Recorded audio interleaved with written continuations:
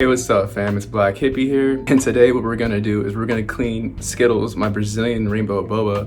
We're gonna clean her enclosure. If you wanna see some helpful tips on cleaning your snake enclosure, or if you just wanna hang out, come on.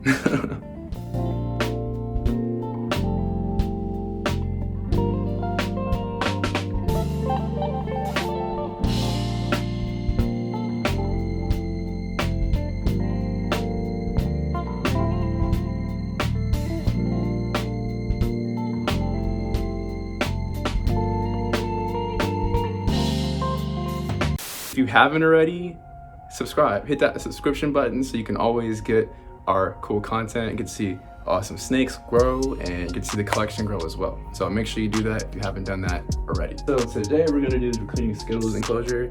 Her enclosure is an 18 by 18 by 18, and that's an Exo Terra. So that's 18 and 18 length, 18 in height, and then in depth, right? So 18 inches. And she's only a baby. She's roughly about, I want to say, like 6-7 months old roughly right now. So, she's still growing.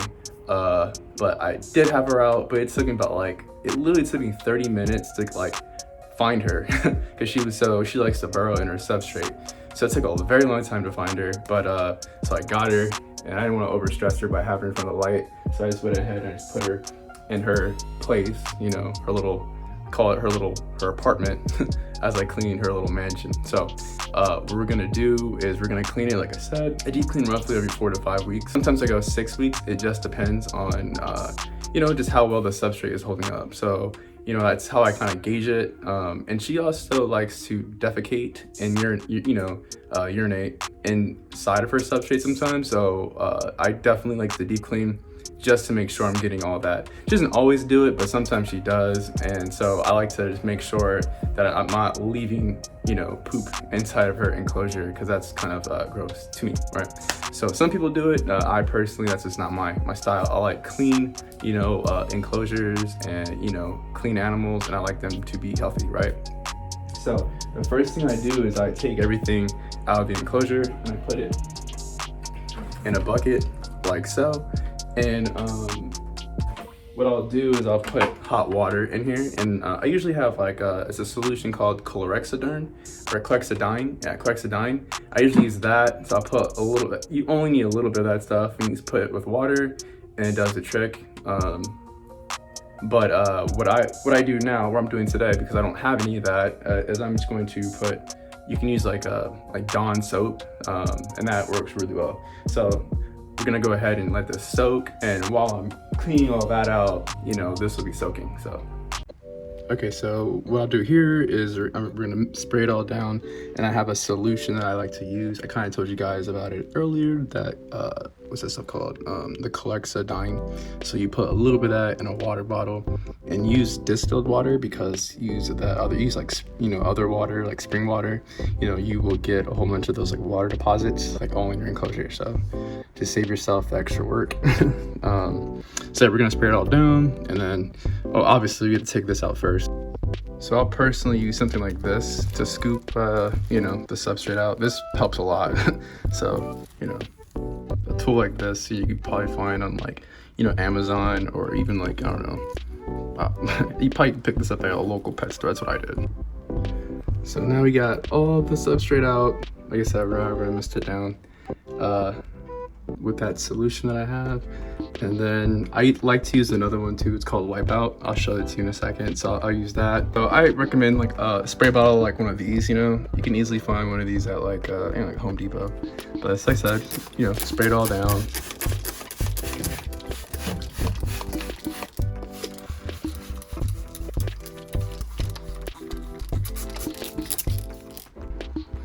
So this is the other stuff, the solution I said I like to use. This you have to make sure you completely wipe out.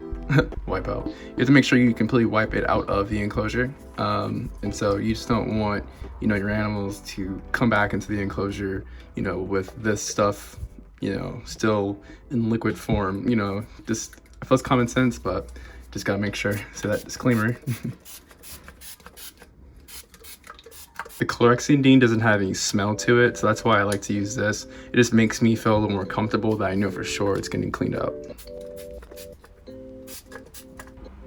Cool, so now that everything's wiped all down and nice and clean, we're gonna go ahead and put substrate in.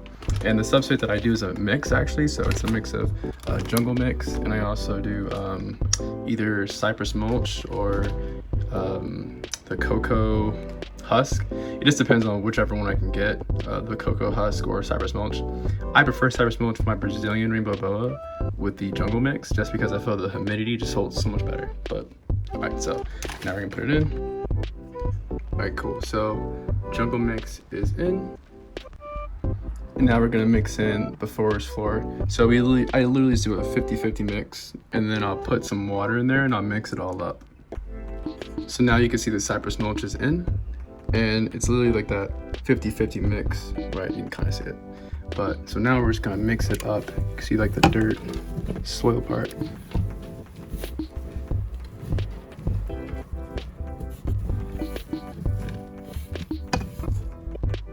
So one thing I do want to note is on the hot side, what I'll do is I'll make it a little bit more thin, just so that it can get closer to the heat source.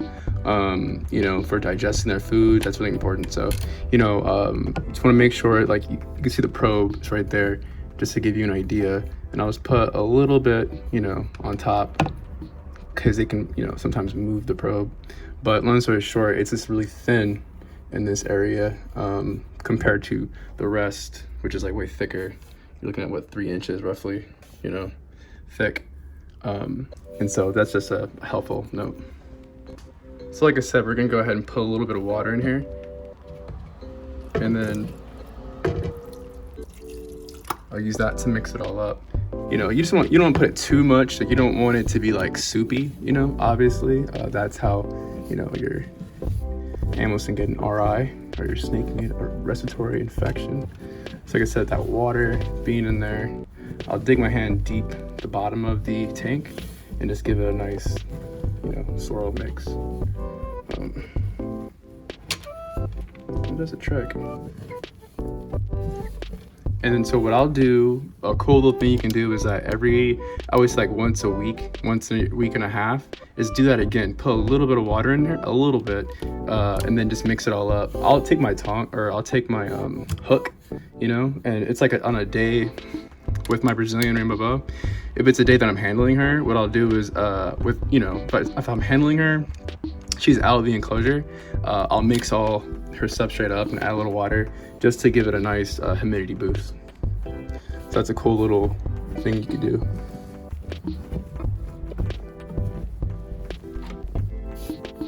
So you notice it's not soupy, you know, it sticks to your hand a little bit, and that's just because of the jungle mix, whatever, but you know, you want it like that. You just don't want it like soupy, like wet, you know. Okay, so now after, you know, the substrate's back in, I just go ahead and, you know, rinse everything that was in that bucket we talked about, you know, and I'll dry it off quickly, and then I'll put it all back inside here. And yeah, so that's how I do. But because this is a Brazilian rainbow boa and the humidity needs to be so high, I'll mist it just one time. You see right now it's 75. I'll mist it one time, and dude, I'm telling you, this enclosure will be 99% for like 2 weeks. Like I won't have to mist it at all. It's crazy. And this is the final product. And now I'm gonna go ahead and put Skittles back in our enclosure. But look, it's so clean, man. It looks like the door's open, and it's not. Pretty cool. Anyways, so yeah, another key thing, like I say all the time, use distilled water. Man, you won't have to use nearly as many paper towels trying to scrub watermarks off. For real. And there she goes, in our new, fresh, clean enclosure. So yeah, now I'm gonna let her just go and explore and do her thing. But yeah, so she's feeling good in a brand new, clean enclosure. So yeah, it's like to do for my babies. Hey, what's up, fam? So we did it. We cleaned Skittles enclosure and we just put her up. So now she is just kind of chilling on her hot side and just relaxing. I feel like it can sometimes be like stressful for them when you move them, you put them into that smaller, I put them into a smaller little, container. That's why like I don't really like handle them afterwards I just kind of put them immediately up back into their clean enclosure.